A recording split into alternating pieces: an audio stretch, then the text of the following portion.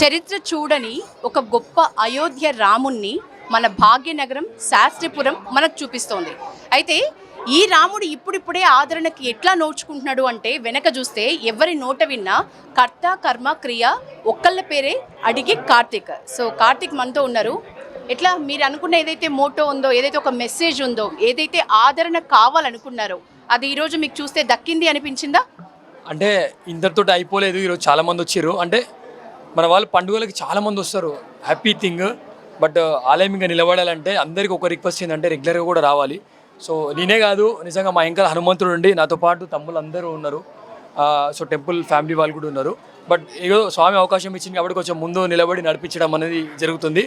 So ఎంత happy thing అని అంటే చూడండి, ఈ ఏరియా సరౌండింగ్స్ మొత్తం చూస్తే హిందువులు ఎక్కడ కూడా కనిపించారు. కానీ ఈరోజు ఈ ఏరియాలో హిందువులే ఉంటారా అన్నట్టు అనిపించింది మనకు. సరౌండింగ్స్ అన్నీ చూస్తే కూడా మీరు లోపలికి వచ్చినాక మీరు కూడా చూసారు కళ్యాణం అదంతా కూడా ఎంత బ్రహ్మాండంగా అయిందనంటే ఫస్ట్ టైం ఇక్కడికి వచ్చిన పంతులు కూడా ఆయనకి చాలా ఎక్స్పీరియన్స్ ఉంది. ఆయన ఏమన్నాడంటే నేను ఇంత కోఆర్డినేషన్ ఇంత భక్తి ఎక్కడ చూడలేదు, ఇన్ని కళ్యాణాలకు పోయినానని చెప్పిండు ఆయన. సో అంటే మేము ఇక్కడ పనిచేయడం అంటే ఏదో ఈ టెంపుల్ ఇట్లా పనిచేయడం అని కాదు, మేము ప్రాణం పెట్టి పనిచేస్తాం అందరం కూడా, నాతో పాటు తమ్ముడు. ఎందుకంటే ఇట్లాంటి ఏరియాలలో పనిచేయాలంటే చాలా ఛాలెంజింగ్ ఉంటుంది. ఫస్ట్ థింగ్ ఏంటంటే సో చాలామంది మన టెంపుల్స్ ముస్లిం ఏరియాలు ఉన్నాయి, క్రిస్టియన్స్ ఏరియాలలో ఉన్నాయని చెప్పి మనం వెళ్ళిపోయినట్టు మన దేవాలయాలు కూడా వదిలేసేస్తున్నాం మనము. ఒకటి పాకిస్తాన్ బంగ్లాదేశ్లో లేము మనము. రాజ్యాంగం అయినా సరే ఏదైనా సరే మన టెంపుల్స్కి మనం పోవాలి, మన శక్తిని మనం 100% చూపించాలి. మనం ధర్మంగా నిలబడితేనే హనుమంతుడు మన పక్కన నిలబడతారు.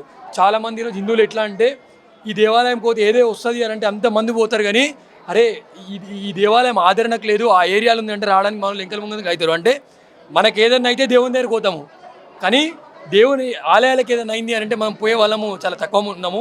కానీ ఈరోజు అయోధ్యనాథ్ టెంపుల్కి ఎంతమంది అయితే వచ్చిర్రో, వాళ్ళ లోపల ఎంత ఉంటే ఇంత దాకొచ్చిర్రు. వాళ్ళ లోపల సంగతి పక్కన పెడదాం. ఇంత బక్క పల్చని నీ శరీరంలో రాముడి మీద భక్తి ఎక్కువ ఉందా, లేకపోతే హనుమంతుడి వల్ల వచ్చిన శక్తి ఎక్కువ ఉందా? అంటే అట్లా చెప్పొద్దు, కాంట్రవర్సీ అవుతుంది. మాకు హనుమంతుడు చాలా ఇష్టం, నాకు ఆయన ఉపాసన చేశాను నేను. కానీ ఆయన రావాలి అంటే నేను ఎన్ని పూజలు చేసినా రాడు. రామునికి సేవ చేస్తే మాత్రమే హనుమంతుడు వస్తాడు. కాబట్టి మేము మా ప్రాణం పెట్టి ఇక్కడ పనిచేసినాం కాబట్టి హనుమంతుడు వచ్చిండు. ఈరోజు ఈ కార్యక్రమానికి చాలామంది విశిష్ట అతిథులు ఆలీలు అని అంటారు కదా, మేము మా కార్యక్రమానికి విశిష్ట అతిథి ఎవరంటే హనుమంతుని ఎంచుకున్నాం మేము. సో సీతారాములు వచ్చిన తర్వాత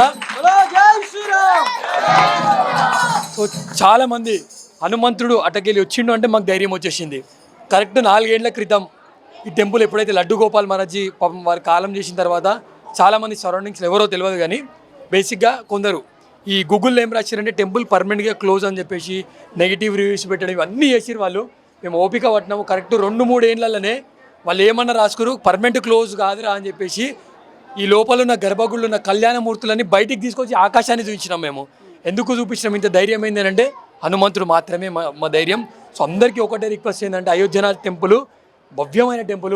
మీరు ఒక ఆన్సర్ చెప్పాలి నాకు. ఏంటంటే మనం పాత బస్తీ అనగానే హిందూ ఆలయాలపై దాడి, హిందూ ఆలయాల ధ్వంసం అని మాట్లాడుకుంటున్నాం. ఇప్పుడు రెగ్యులర్గా వినిపిస్తున్న ఈ మాటల నేపథ్యంలో ఇక్కడ ఈ పాత బస్తీ ఏరియాల్లో ఉన్న ఈ అయోధ్యనాథ్ టెంపుల్లో ఈరోజు ఇంత ఘనంగా కళ్యాణం జరిగింది అంటే మరి ఆ క్రెడిట్ కూడా మనం ఎవరికి ఇవ్వాలి? ఇందాక చెప్తున్నట్టు హనుమంతునికి వేయాలి క్రెడిట్. సో ఇంత బాగా అయింది అని అంటే ఫస్ట్ థింగ్ ఏంటంటే మనం ధైర్యం చేస్తలేం. మన టెంపుల్ అక్కడ పోయింది, వాళ్ళు పోతే ఏదో చేస్తారని భయాన్ని మనం వదిలేసి మనం పోయి నిలబడ్డప్పుడు మన టెంపుల్స్ నిలబడతాయి. ఇట్లాంటి ఇంతమంది యూత్ వస్తున్నారు అంటే ఇంతమంది యూత్ ఉన్నారు, కానీ కరెక్ట్ ప్లాట్ఫామ్ చూస్తలేము, మనము కరెక్ట్ వేదిక మనం చూస్తలేము. సో ధర్మం కోసం పరమత సహనం కనిపిస్తున్న ప్లాట్ఫామ్గా చెప్పుకోవచ్చా ఇప్పుడు దీన్ని? ఇప్పుడు మీకు ఇటు చుట్టుపక్కల అన్ని ముస్లిం వర్గం లేకపోతే ఇతర వర్గానికి చెందిన ఇల్లు, ఇతర వర్గం వాళ్ళు ఉన్నారనుకున్నప్పుడు వాళ్ళ నుంచి ఎలాంటి హెల్ప్ లేకుండా అయితే ఇంత సక్సెస్ఫుల్గా మనం ప్రోగ్రామ్ చేయలేము అనుకున్నప్పుడు వాళ్ళ గురించి ఏం చెప్తారు? మీకు అన్నదానానికి కూడా పక్కన స్కూల్లో ఏదో అప్పుడప్పుడు ఇస్తున్నారు అనే మాటలు నేను విన్న పరిస్థితుల్లో ఆ నేపథ్యంలో ఈ క్వశ్చన్ అడుగుతున్నాను. సో ఫస్ట్ థింగ్ ఏంటంటే ఒక రాముని కార్యం చేయాలంటే ఎవరు సపోర్ట్ మాకు అవసరం లేదు. సో భగవంతుని కార్యం ఇది కాబట్టి మేము ముందుకు వచ్చి ఇక్కడ కార్యక్రమం చేసినాము. సో ఇక్కడ పోలీస్ డిపార్ట్మెంట్ వాళ్ళు మేము ఏంటంటే ఇంతమంది వస్తారు సార్, మీరు అన్నదానం ఫస్ట్ పైన పెడుతుండే, పైన ఫ్లోరింగ్ కరెక్ట్ లేదు, కింద పడిపోతుంది సార్ అంటే మీరు ఆప్షన్ ఏంది కార్తీక్ అని అన్నాడు. ఏం లేదు సార్ మేము రోడ్ మీద పెట్టేసుకుంటామని చెప్పినాం. సో రోడ్ మీద పెట్టుకుంటే మళ్ళీ ట్రాఫిక్ అంత ఇబ్బంది అవుతుందని పోలీస్ వాళ్ళు వారితో మాట్లాడి మాకు స్కూల్ ఇప్పించారు వాళ్ళు. సో ఆ విధంగా మాకు అయింది. బట్ ఇప్పటివరకు ఇక్కడ ఏం ఇష్యూస్ కాలేవు అని అంటే మీరు అన్నట్టు పరమాత్మ సహనం అదంతా నాకు తెలియదు, కానీ ఒకటి హిందువులు ధైర్యంగా ఇక్కడికి వచ్చారు, ధైర్యంగా వచ్చి నిలబడ్డారు కాబట్టి ఇక్కడ మనకి ఏ ఇష్యూస్ కూడా లేవు. అంతే. ఇంతమంది వచ్చారు కదా, ఈ శక్తి చూపించారు కదా, మళ్ళీ ఈ ఆలయానికి ఏదన్నా ఉంటే ఇక్కడ నుంచే కాదు రాష్ట్ర వ్యాప్తంగా హిందువులు కూడా వస్తారు కాబట్టి ఈ ఆలయాన్ని ఒక టచ్ చేయొద్దు, 100% శక్తి చూపించాలి అని చెప్పేసి లాస్ట్ 1 month నుంచి ఇక్కడ పనిచేస్తున్నాము. సోషల్ మీడియాలో కూడా చాలా మంది షేర్ చేశారు. నా ఒక్కని వల్ల ఇది అంత కాదు, ఇంతమంది షేర్ చేశారు, ఎంతోమంది మాట్లాడారు. వాళ్ళు మాట్లాడారు, భగవంతుని ప్రచారం చేశారు కాబట్టి వాళ్ళు ఇంత దూరం వచ్చారు. సో ఇలా నాకు క్రెడిట్ లేదు, కంప్లీట్ క్రెడిట్ హనుమంతుందే. పనిచేసిన మా టీం వాళ్ళందరూ కూడా చిన్నపిల్లలు అందరూ కూడా వాళ్ళనే. మీకు ఈరోజు ఇదే కనిపిస్తుంది కానీ 2016 నుంచి ఈ టెంపుల్ మేము పట్టుకున్నాం. 2016 నుంచి పట్టుకొని 21 నుంచి ఇక్కడ కళ్యాణం చేయాలని డిసైడ్ అయ్యి కళ్యాణం చేస్తూ ఇప్పుడు దేవుని బయటికి కూడా తీసుకొని ఇట్లా పల్లకి సేవ చేస్తున్నాము. నెక్స్ట్ పరమాత్మ స్థానం మీరు అన్నారు కాబట్టి మేము అదే రిక్వెస్ట్ చేస్తున్నాము. ప్లీజ్ మీరు అందరు కూడా అట్లనే సపోర్ట్ చేయాలి. మేము దేవుని ఇక్కడ నుంచి తీసుకొని పోయి అక్కడ హనుమంతుని గుడి ఉంది, హనుమంతుని గుడి దగ్గరికి మేము తీసుకుపోతాం. ఆ టైంలో మీరు 100% సపోర్ట్ చేయాలి. అప్పుడు మనం పరమత స్థానం అని చెప్పేసి మేము కూడా 100% అగ్రీ చేస్తాం. కార్తిక్, మీ గ్యాంగ్లో ఉన్న ఈ ఎనర్జీ, మీలో ఉన్న ఈ పాజిటివ్ ఎనర్జీ నిజానికి ఇంతమందిని గ్యాదర్ చేసి ఇంతమంది ఈరోజు నేను ఒక విషయం అయితే చాలా నిజంగా స్పష్టంగా చెప్పాలి. హనుమాన్ చాలీసా అయ్యగారులు చదువుతూ ఉంటే మనం మాట కలపటం వింటూ ఉంటాం. ఇక్కడ ప్రతి ఒక్కళ్ళు కూడా చాలా స్పష్టంగా హనుమాన్ చాలీసా ఎంత భక్తిభావంతో నిండుగా మొత్తం స్టార్టింగ్ నుంచి ఎండింగ్ వరకు చదవటం అయితే నన్ను చాలా ఆశ్చర్యానికి గురి చేసింది. సో ఇంకా ఎట్లాంటి స్పెషల్ ప్రోగ్రామ్స్ మీరు ఈ ఏరియాకి సంబంధించి ఈ టెంపుల్లో చేస్తున్నారు? ఫస్ట్ థింగ్ అదే మీరు అన్నట్టు స్వచ్ఛందంగా వస్తుర్రు. పొద్దుగాల ఎవరైతే పురోహితుడు ఉన్నాడో ఆయన నా ఆఫీస్ మేట్, నా సీనియర్ అయినా. సో నేను వర్క్ చేసేటప్పుడు నేను పట్టుకొచ్చిన ధర్మకార్యం అని చెప్పేసి అన్న రావాలన్నా చేయాలన్నా నేను తీసుకొని వచ్చిన. ఇప్పుడు ఇక్కడ టీమురు కదా సైదాబాద్ టీం, వీళ్ళందరూ కూడా వీళ్ళు స్వచ్ఛందంగా వచ్చారు వీళ్ళందరూ కూడా. సో భజనలు కావాలి, మేము ఇక్కడ భజనలు చేద్దాం అనుకుంటున్నాం. హనుమాన్ చాలీసా పారాయణాలు ప్రతి వారము నేను ప్రతి ప్లేస్కి పోతాను, నేను చాలా విలేజెస్ పోతూ ఉంటాను నేను. సో వాళ్ళు కూడా చాలామంది వచ్చారు. ప్రతి దగ్గర హిందువులు ప్రతి వారం 1 గంట సేపు కలిస్తే సమస్యలు అన్నీ కూడా తీరిపోతాయి. మన లోపల యూనిటీ లేదు, అదే మెయిన్ ప్రాబ్లం. మనం అందరం కూడా కులాలు, మతాలు, ప్రాంతాలు, పార్టీలు అని చెప్పేసి డివైడ్ అయిపోయి ఉన్నాం. సో వన్స్ మనం కూడా యునైట్ అయితే మనల్ని ఎవ్వరు ఆపలేరు. ఎందుకంటే 80% ఉన్న హిందువుల భారతదేశంలో దేవాలయాల మీద దాడులు అవుతున్నాయి, వేరే ప్రార్థనా మందిర మీద దాడులు అవుతాయి. అంటే హిందువులు యూనిటీ లేరు ఫస్ట్.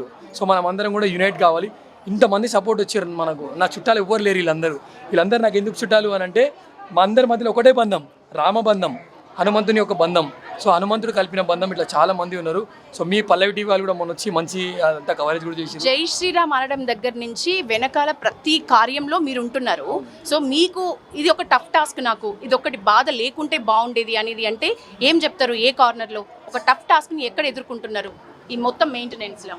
అంటే అట్లా టఫ్ టాస్క్ అనేది ఏం అనిపించదు కానీ అప్పుడప్పుడు మన వాళ్ళ దగ్గర పోయినప్పుడు రమ్మన్నప్పుడు కొంచెం ఒక్కొక్కసారి మేము నిరుత్సాహంగా అవుతాం, మనకు సపోర్ట్ రానప్పుడు. మనకి ఇంట్లో కూర్చొని మంచిగా ధ్యానం చాలా మంది అందరు ఇచ్చారు సపోర్ట్, అందరు ఇచ్చారు. బట్ స్టిల్ ఈఎల్ వాళ్ళు కూడా ఉంటారు మన దాంట్లో కూడా. కానీ సో అప్పుడు ఏంటంటే నేను ధ్యానం ఇదంతా చేసేప్పుడు చాలా ఆనందం అనిపిస్తుంది. వివేకానంద స్వామి అట్లనే నాకు ఆనందం అనిపించింది. అంటే రామకృష్ణ పరమహంస పిలిచి ఇట్లా ధ్యానం చేసుకోవడానికి కాదు, దేశం కోసం నువ్వు పనిచేయాలి, దేశం చాలా విపరీతమైన పరిస్థితులు ఉంది అని అంటే.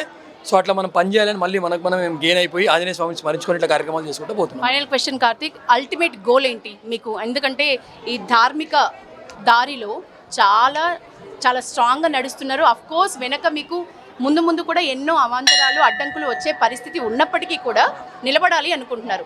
అల్టిమేట్ గోల్ లేకపోతే అల్టిమేట్ మీ లక్ష్యం అంటే ఏం చెప్తారు? అంటే ఫస్ట్ మీరు అంటే ఇప్పటివరకు ఎంకెల్కెళ్ళి ఏమి ఆటంకాలు రాలేదని మీరు అనుకుంటున్నారు కానీ చాలా వచ్చినాయి, ఓవర్కమ్ చేస్తూనే ఉంటాం మేము. సో చాలా సపోర్ట్ కూడా మనకి దొరుకుతుంది. సో ధర్మం కోసం పనిచేసేటప్పుడు మనం దేనికి కూడా భయపడకుండా ముందుకు పోవాలి. రాముడు ఎట్లయితే పోయిండో అట్లా శాంతియుతంగా మేము పోతున్నాము.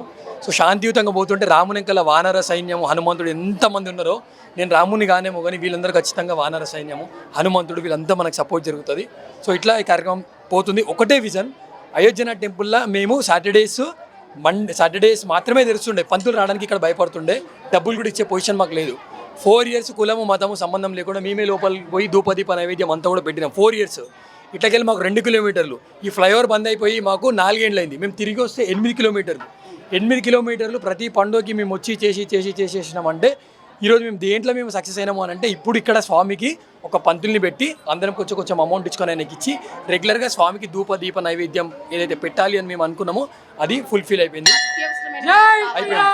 అత్యవసరమైనవి ఏవైనా కావాలా మీకు, లేకపోతే ప్రభుత్వం నుంచి ఈ ఆలయానికి గుర్తింపు కావాలా?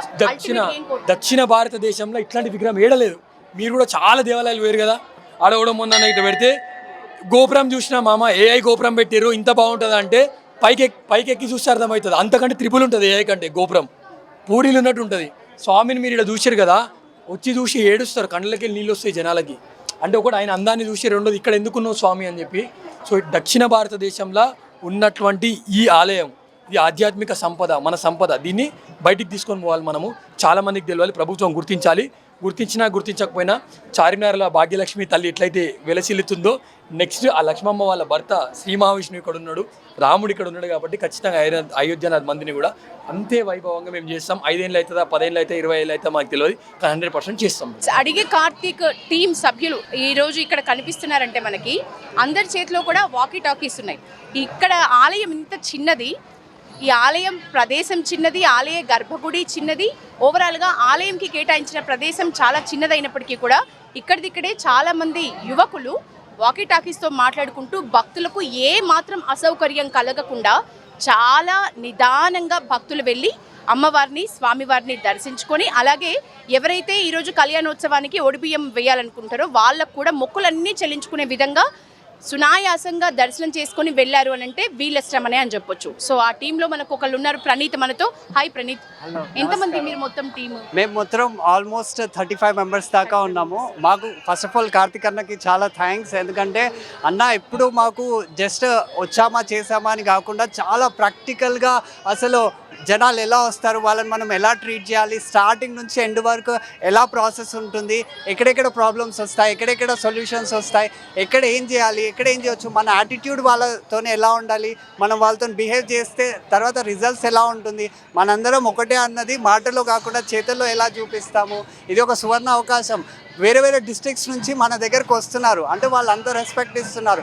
అప్పుడు మనం వెళ్తే బాగుండాలి. సక్సెస్ అయ్యిందా మీరు మొత్తం? చాలా చాలా మీరు మేము చెప్పడం కన్నా మీరు చూస్తేనే తెలుస్తుంది రెస్పాన్స్ ఎలా వస్తుంది. వేరే వేరే డిస్ట్రిక్ట్స్ నుంచి వస్తున్నారు, వేరే వేరే ప్లేసెస్ నుంచి వస్తున్నారు. ఇక్కడిక్కడే వాకీ టాకీస్ మెయింటైన్ చేసిండ్రు, ఎంతమందికి ఇచ్చిండ్రు అట్లా? అది ఐడియా ఎవరిది బాగుంది? ఐడియా మొత్తం కార్తిక్ అన్నతోనే స్టార్ట్ అవుతుంది డెఫినెట్గా. ఎందుకంటే లాస్ట్ టైం చేసినప్పుడు మాకు ఇలాంటి ప్రాబ్లమ్స్ వచ్చాయి. కార్తిక్ అన్న దాన్ని ఐడెంటిఫై చేసి ఇలాంటి సిచ్యువేషన్ మళ్ళీ రాకూడదు, కమ్యూనికేషన్ నీట్గా ఉండాలి, అందరు ముంగట అరుస్తూ వేరే వాళ్ళకి డిస్టర్బెన్స్ కావద్దు, చాలా స్మూత్గా జరగాలి అని చాలా ప్లాన్ చేసి దాన్ని మళ్ళీ ఫాలో అప్ చేసి అన్నీ వచ్చాయా లేదా నైట్ కూడా డిస్కస్ చేసి వచ్చాయి అని కన్ఫర్మ్ చేసుకున్నాకే అందరికి నైటే డిస్ట్రిబ్యూట్ చేసి మీరు క్యారీ చేయాలని. 36 మెంబర్స్ వరకు ఉన్నారు మీ టీము. సో ఎట్లా మీరు టైం మేనేజ్మెంట్ చేస్తున్నారు అని అంటే ఇంతమందికి ఎట్లా కుదురుతుంది? మీరు ఇక్కడికి రావడం కానీ, ఇక్కడ కార్యక్రమాలలో పాల్గొనడం కానీ, కార్యాల్లో నిమగ్నం అవ్వడం కానీ ఎట్లా సాధ్యమవుతుంది ఈ టీంకి? మా అందరికీ ఒకే మెయిన్ కోర్ ఉంది, అందరం రాముని భక్తులం, హనుమంతుని భక్తులం. కాబట్టి ఇంట్రెస్ట్ అనేది లోపల నుంచి వచ్చింది. కార్తిక్ అన్న అందరిని ఒక దగ్గర తీసుకురావడం ఇది ఏం కేవలం ఒక్క రోజులో జరిగింది కాదు. అన్న మాతో ఎప్పుడు సోషల్ మీడియాలో కానీ, ఆన్లైన్లో కానీ, ఆఫ్లైన్లో కానీ, మీటింగ్స్ కానీ ఎప్పటికప్పుడు కనెక్ట్ అవుతూ ఎప్పటికప్పుడు ఇన్స్ట్రక్షన్స్ ఇస్తూ ఈరోజు ఏం చేయాలి, ఆఫ్లైన్ వర్క్ ఏముంటుంది, ఆన్లైన్ వర్క్ ఏముంటుంది, అన్ని దిశానిర్దేశం చేస్తాడు. కాబట్టి మా అందరికీ క్లారిటీ ఉంటుంది, ప్రతి పర్సన్కి క్లారిటీ ఉంటుంది, ఎవరు ఏం చేయాలి, ఆ పర్సన్ కింద ఎంతమంది ఉంటారు, వాళ్ళు ఏం చేస్తారు, ఒకవేళ పర్సన్ రాకపోతే ఆల్టర్నేటివ్ ఏంది అన్నది.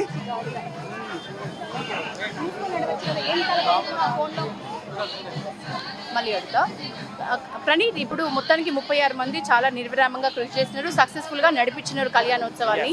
ఓవరాల్గా మీకు ఏమైనా టఫ్ టాస్క్లు ఎదురవుతున్నాయా? ఎందుకంటే ఈ ఏరియా చూస్తే పాత బస్తీ, చుట్టుపక్కల అంతా కూడా వేరే వర్గం వాళ్ళు ఉంటారు, ప్లస్ మీకు వాళ్ళ నుంచి హెల్ప్ వస్తుందా, లేకపోతే ఎప్పుడైనా ప్రాబ్లమ్స్ కూడా ఫేస్ చేస్తున్నారా?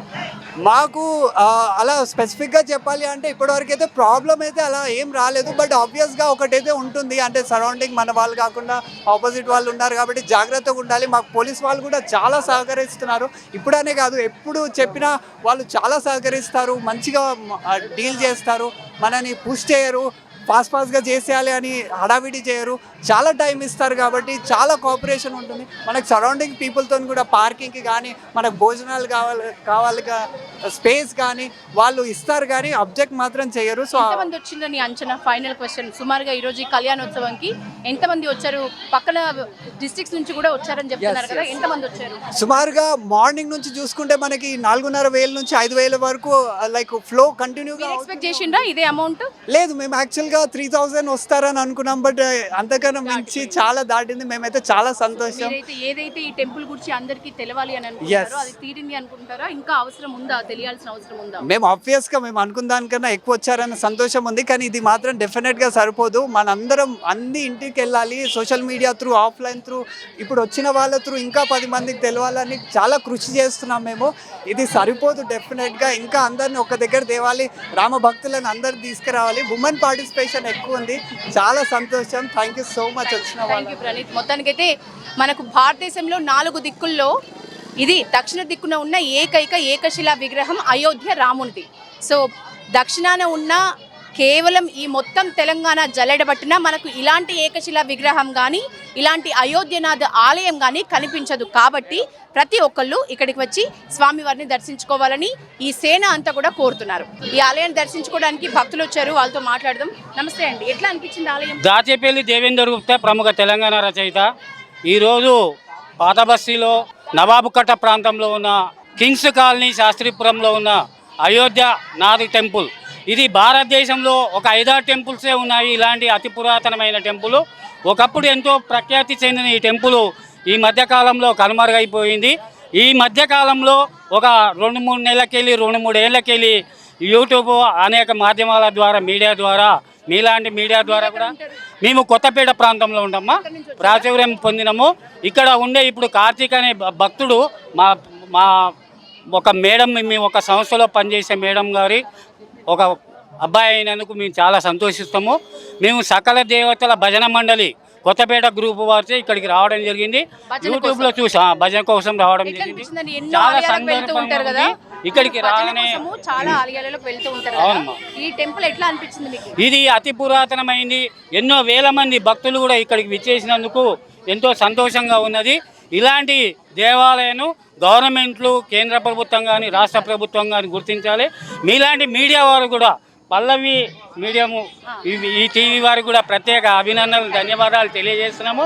ఇప్పుడు చూడండి, అంగరంగ వైభవంగా మహాభక్తి శ్రద్ధలతో భజన సంకీర్తనలు, ఇంతకుముందే అంగరంగ వైభవంగా కళ్యాణము, నగరం నుంచే కాక చుట్టుపక్కల ప్రాంతాల నుంచి కూడా అనేక మంది, వందలాది మంది హిందూ బంధువులు కూడా ఇక్కడికి విచ్చేశారు. ఈరోజు శ్రీరామనవమి సందర్భంగా శాస్త్రీపురంలోని అయోధ్యనాథ్ టెంపుల్లో కళ్యాణోత్సవం జరుగుతోంది. అయితే ఈ మహోత్సవానికి చిన్న చిన్న భక్తులు వచ్చిండ్రు. వాళ్ళు ఒక స్పెషల్ టాలెంట్తో వచ్చిండ్రు. అది చూస్తే కనుక మనం అందరం ఆశ్చర్యపోవాల్సిందే. ఎందుకంటే యూత్ కానీ చిన్న పిల్లలు కానీ వాళ్ళల్లో ఉన్న ఎనర్జీని, వాళ్ళలో ఉన్న టాలెంట్ని ఎటువైపు తీసుకెళ్తున్నారు ఈ శాస్త్రీపురం చుట్టుపక్కల పిల్లలు అంటే మనకు ఆ క్వశ్చన్కి వీళ్ళని చూస్తే ఆన్సర్ దొరికిపోతుంది. మంచి ఎనర్జీ, ఈ ఏజ్లో ఉండాల్సిన ఎనర్జీ ఒక కరెక్ట్ మార్గంలో పెడితే, ఒక కరెక్ట్ పాత్లో పెడితే అది ఎట్లా ఉంటుందో మనం కాసేపట్లో చూద్దాం. మొదట వాళ్ళతో మాట్లాడదాం. మీ పేరు? My name is G Navanish. తెలుగులో మాట్లాడొచ్చు. నా పేరు నవనీష్, నేను చదువుతున్నాను 6వ తరగతి. విన్ను, ఏంటిది ఇది? ఏం ప్లే చేస్తావు నువ్వు? డప్పు. ఎప్పుడు నేర్చుకున్నావు? భజనలో నేర్చుకున్నా, డైలీ నేర్చుకున్నావా? మీరందరూ భజనలో ఇట్లాంటి ఇన్స్ట్రుమెంట్స్ అన్ని మీకు నేర్పించడానికి గురువు ఉన్నారా, మీకు టీచర్ ఉన్నారా? ఎవరు నేర్పించారు? ఎట్లా అనిపిస్తుంది ఇప్పుడు? మంచిగా ఆడుకోవచ్చు, పబ్జి గేమ్లు ఆడుతున్నారు అందరూ. ఇంకా ఏంటి, ఇంకేమేమి గేమ్స్ ఉన్నాయి? సాటర్డే ఉంటుంది, అవన్నీ గేమ్స్ ఆడుతున్నారు మొబైల్స్ పట్టుకొని. మీరేమో అందరూ డప్పులు, దీన్ని ఏమంటారు, గజ్జలు, డప్పులు, స్టిక్స్ ఇట్లాంటివి పట్టుకొని ఆడుతున్నారు. ఏం మిస్ అవుతలేరా గేమ్స్? ఇదే బాగుందా? ఇదే బాగుంటుంది. మీకు భక్తి ఉందా? ఏ దేవుడు ఇష్టం రా నీకు? మాకు శివుడు. శివుడు ఇష్టమా? మరి ఈరోజు రాముల వారి టెంపుల్కి వచ్చినావు. రాముడు శివుడు అయినా అందరు ఒకటే కదా దేవుడు. అమ్మో, సాలిగా మెసేజ్ ఎనఫ్. మనకి ఏ మెసేజ్ తెలవాలో ఆ మెసేజ్ తెలిసిపోయింది ఈ ఏజ్లో ఈ పిల్లగాడికి. గ్రేట్. అయితే ఎప్పుడెప్పుడు వాయిస్తారు? ఎవ్రీ సాటర్డే భజన చేసేటప్పుడు. ఓకే, మీ అందరికీ హనుమాన్ చాలీసా వచ్చా? అందరికీ హనుమాన్ చాలీసా చూడకుండా పాడతారా, బుక్ పెట్టుకొని పాడతారా? చూడకుండానే. ఎన్ని రోజుల్లో నేర్చుకున్నారు హనుమాన్ చాలీసా? ఒక 3 వీక్స్ అట్లా నేర్చుకుంటాం. అంటే ప్రతి సాటర్డే వచ్చి చదువుతుంటే వచ్చేసిందా? ఎవరు ఇవంతా నేర్చుకోవాలి, మీకు ఇట్లాంటి గైడెన్స్ కానీ, ఇట్లా మనం భక్తితోటి ఇవన్నీ ప్లే చేయాలి అని కానీ మీకు చెప్తున్నది ఎవరు? సార్. ఓకే, ఏ స్కూల్లో ఎక్కడెక్కడ చదువుకుంటున్నారు? Sri Chaitanya. Sri Vignanavardhini high school, P Niroopchandra. ఏది ప్లే చేస్తావు? నేను ఇవి ప్లే చేస్తే డోలో కూడా. పర్ఫెక్ట్ వచ్చేసిందా? వచ్చు. ఒకసారి ప్లే చేద్దామా అందరం? అంటే ఇప్పుడు మీరు మళ్ళీ మీకు కోఆర్డినేషన్ ఎట్లా కుదురుతుంది? ఇప్పుడు వీడు ప్లే చేసే దానికి నీకు ఎట్లా సెట్ అవుతుంది? ఏమనుకుంటారు? ఒక ట్యూన్ అనుకుంటారా, ఒక రాగం అనుకుంటారా, ఒక పాట అనుకుంటారా, ఎట్లా? అంటే మేము ప్రాక్టీస్ చేసినాం కదా, ప్రాక్టీస్ అయినప్పటి నుండి నేర్చుకున్నాం వచ్చింది. ఏ అంటే పాట కంటే ఆ పాటకు వాయిస్తారా? ఓకే. ఎట్లా బీట్ కి మిక్స్ చేస్తారా? ఆ బీట్ కి పాట ఎవరు చెప్తారు? పాట ఇది కొందరు ఒక్కొక్కరు ఒక్కో పాట పాడతారా? మరి ఇప్పుడు ఒకటి ప్లే చేస్తారా మా కోసం? రెడీ.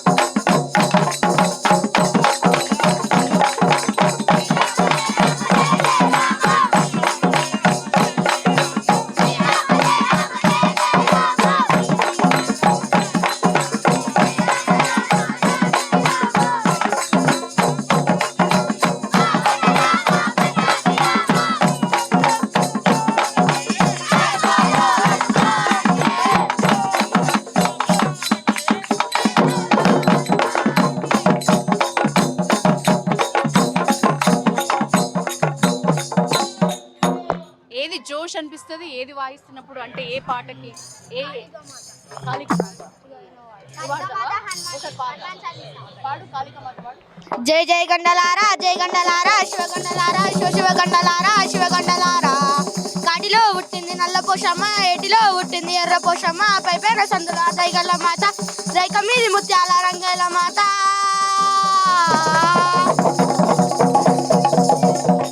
అరే శిగాలెత్తే సింగులో, శివ శివ అర్పులో, ఆది పరాశక్తులో కలుస్తున్నారు భక్తులు. గుడి నిండా వేద మంత్రాలు చూడు, దైగల్ల పోషమ్మ నవ్వు చూడు. శివమెత్తే శిగాలు, అమ్మవారికి పొనాలు, తీచేస్తుంది గండాలు, తొలగిస్తుంది పాపాలు.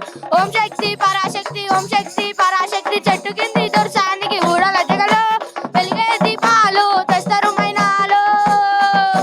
తమ్ముడితో గజము దొక్కు కాళికాంబ, నడుము చుట్టూ వస్త్రాల మాలికాంబ. శ్మశాన కాళిక, కపాల మాలిక, అఘోర కాళిక, పూజలే జూడిక. మర్రి చెట్టు నీడలోన వెలిచింది, మంత్రాల దండకాలు వింటుంది, ఊడలల్ల గజ్జ నీర నిలిచింది. ఇది మొత్తానికి భజన్ జామింగ్ అనేది ఇప్పట్లో బాగా పెరుగుతున్న కల్చర్. అందులో ఇంత చిన్న పిల్లలు కూడా ఇన్వాల్వ్ అవుతున్నారు. అంటే భజన్ జామింగ్ లో ఎవరో పాడుతుంటే విని మనం పాడటం కాకుండా వీళ్ళే ఇన్స్ట్రుమెంట్స్ వాయిస్తున్నారు. వీళ్ళే ఇన్స్ట్రుమెంట్స్ తో పాటు పాటలు పాడుకుంటూ భక్తి పారవస్యంలోని మునిగి తేలుతూ కూడా ఇది మాకు ఎంజాయ్మెంట్. నిజంగా గేమ్స్ ఆడితేనో, లేకపోతే ఫోన్లో గేమ్స్ ఆడితేనో, బయట గేమ్స్ ఆడితేనో వచ్చే మాకు హ్యాపీనెస్ కంటే కూడా ఇట్లా ఈ భజన చేస్తూ ఉంటే దేవుడి సన్నిధానంలో ఉండి దేవుడి పాటలకి మేము ఇట్లా ఇన్స్ట్రుమెంట్స్ మోయిస్తూ ఉంటేనే మాకు ఎక్కువ ఆనందం కలుగుతుంది అని చెప్పడం అయితే నిజంగా వీళ్ళందరినీ కూడా ఈ చిచ్చర పిడుగుల్ని అభినందించాల్సిన అవసరం అయితే ఉంది. మొత్తంగా ఇది ఈరోజు అయోధ్యనాథ్ టెంపుల్ శాస్త్రీపురంలో ఉంది. ఈ ఆలయానికి సంబంధించిన ఒక ప్రత్యేకమైన దేవాలయాన్ని పల్లవి టీవీ కోసం అందిస్తున్న పరిస్థితి. కెమెరామెన్ మోహిత్తో యశోద, పల్లవి టీవీ.